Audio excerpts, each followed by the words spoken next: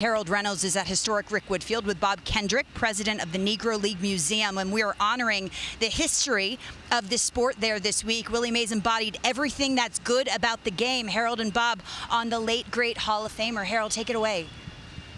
Well, Bob, welcome to Rickwood Field, man. Yeah. Amazing. First thing I got to say is let's talk about Willie Mays. Yes. And his enduring impact on this sport. When you heard the news yesterday that Willie had passed, what were some of your first thoughts? Well, when you hear the name Willie Mays, it's almost impossible not to smile because that's the unbridled joy that he brought to so many fans. But when you lose someone the magnitude of a Willie Mays, and particularly a steward of the story of the Negro Leagues as I am, there's a natural level of sadness, so it was somewhat somber. But after having a few hours to process this and talking to so many people, we know that we now need to move into a spirit of celebration because that's what Willie's life was like, and that's the joy that he brought to so many baseball fans universally. I mean, just the nickname, say hey. Say hey. It just brings a smile to your face. Yes. I've been asked so many times in the last, several hours here, what stands out about Willie, and I don't really think about just the baseball. I think about his impact, how he really crossed over. Yeah. He was able to you didn't look at color when you saw Willie Mays, you hear his name. You didn't talk about statistics even. No. You talked about the flair and the personality of him Yeah. and how he played. Yeah. And that puts a smile on all our faces. And it does. I mean, so you have these images of just his movements on the field. If you didn't know anything about baseball and you saw Willie Mays walk out amongst the other guys, you gonna pick Willie Mays out because his movements screamed that he was a great athlete. And the images of him walking through Harlem, playing stickball with the kids. Yes. That is what endeared him to so many fans and why he became so iconic. And obviously, Harold, as you know, the fact that he started his career on this very field as a member of the Birmingham Black Barons of the Negro Leagues, then that hits home even more because in so many ways, he provides validation for the other lesser known stars of the Negro Leagues. Well, and that, with the numbers now being such a big conversation with the Negro League numbers, that's what I point to. From 1949 when Jackie Robinson won the MVP to 1959, you had Campanella win it 3 times. You had Ernie Banks win it twice. Willie Mays went off to the war, came back. Okay, his rookie year went off and came back and won MVP. You got Hank Aaron. Look, it was a talent that was flowing out of Newcomb. It was a talent that was flowing out of those Negro Leagues that really took our game to another level. And that's why we're standing here today to celebrate that. Those were the young stars that got the opportunity.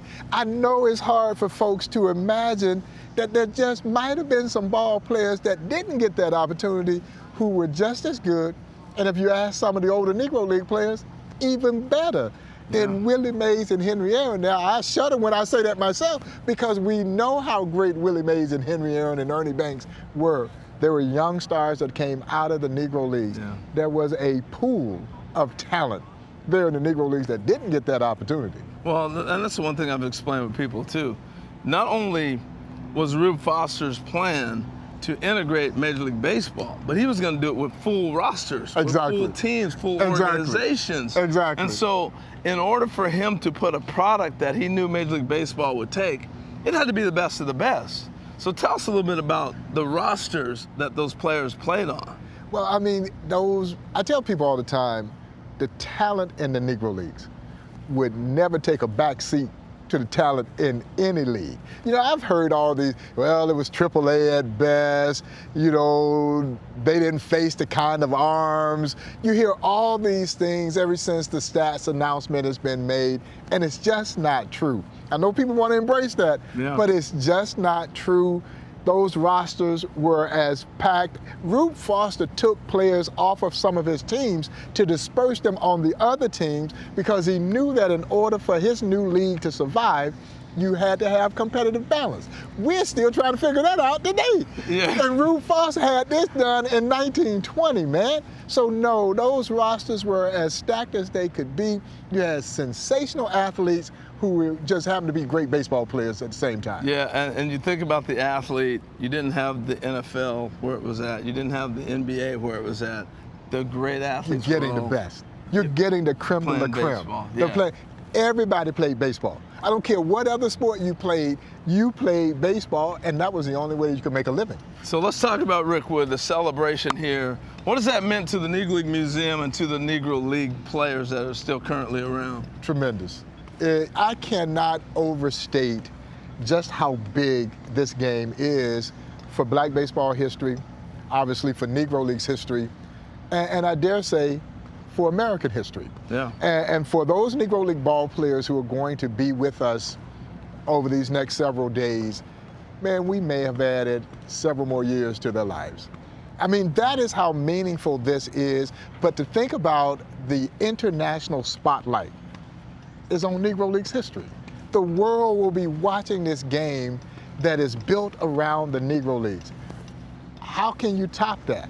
So all these things that have been happening recently, the expansion of pension opportunities for players, the epic announcement of the stats rolling into the annals of Major League Baseball's history, and now this game, man, Negro Leagues is as hot as it's ever been, and I'm loving it.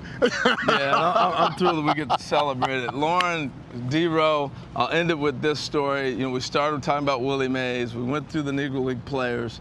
But Willie, when I think about Willie Mays, I remember a conversation I had in Cooperstown one time, and he was talking about 40-40 and 50-50. You know, when we were talking about Canseco, he goes, you think Mickey and I couldn't have done 40-40 or 50-50 if we thought it meant something? Come on. All right, back to you guys.